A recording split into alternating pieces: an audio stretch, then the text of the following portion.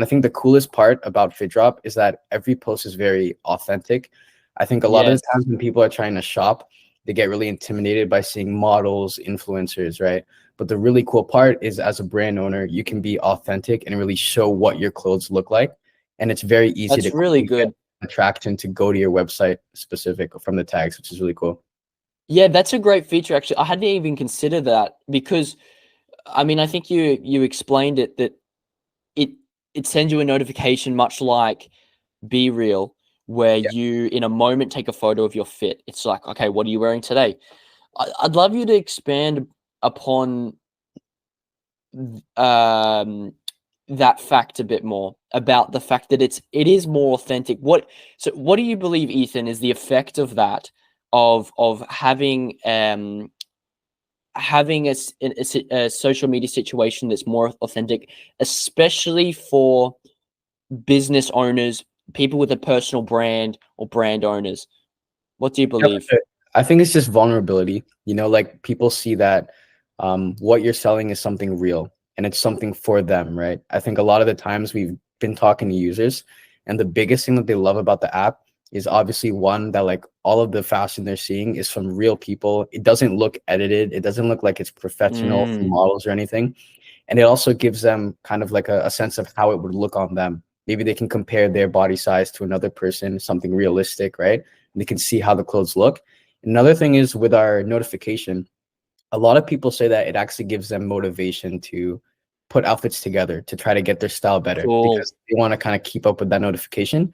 Obviously, we allow users to post whether the notification goes off or not because we don't want to be very strict with the idea that you have to put on a new outfit every day. But we just want to kind of Mm, spread that positive environment. And I think that's a big thing for a lot of businesses and brands.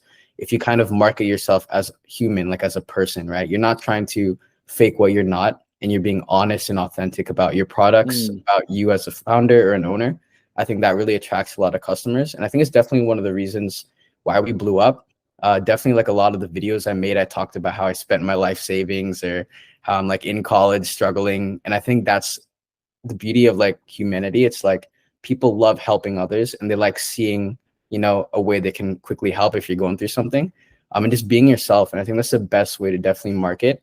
I mean, I've already seen people on the app kind of marketing like that, their brands engaging with people in the comments, talking to people. And I think just kind of that kind of connection and engagement is definitely something that helps for sure. Yeah, I didn't even consider that parallel that you draw now between the way you market the app and the way the app works itself.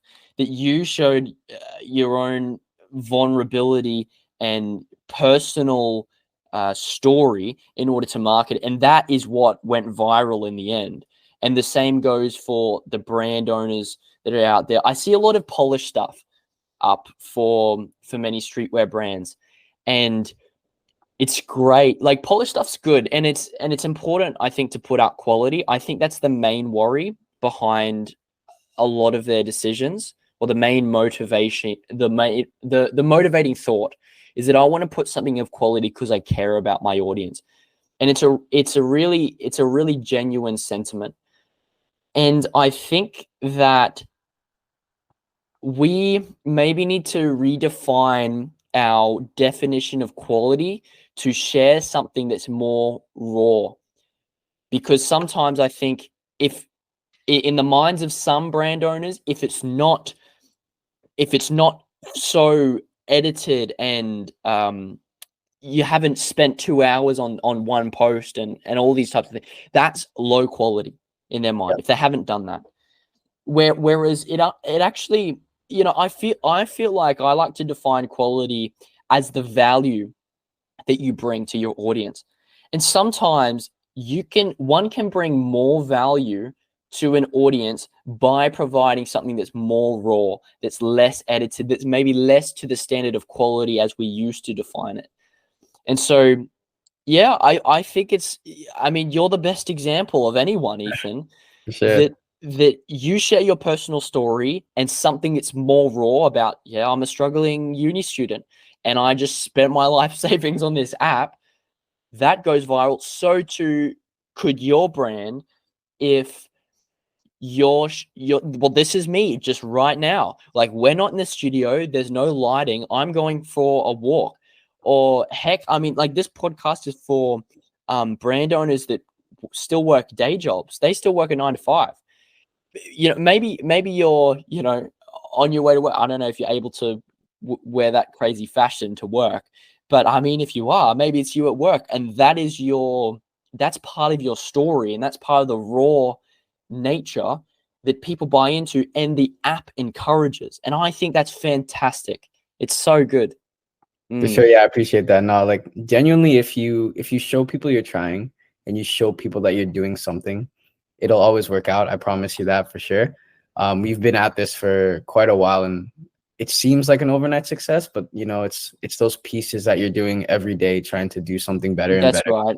I think it's super Yeah. important just to continue on that path to try to get there. And 100%, I think just people are naturally inclined to be attracted to just seeing realistic things. And I think a lot of the time it's relatable for a lot of people as well, especially for like brand owners right now, still working 9 to 5, doing their thing.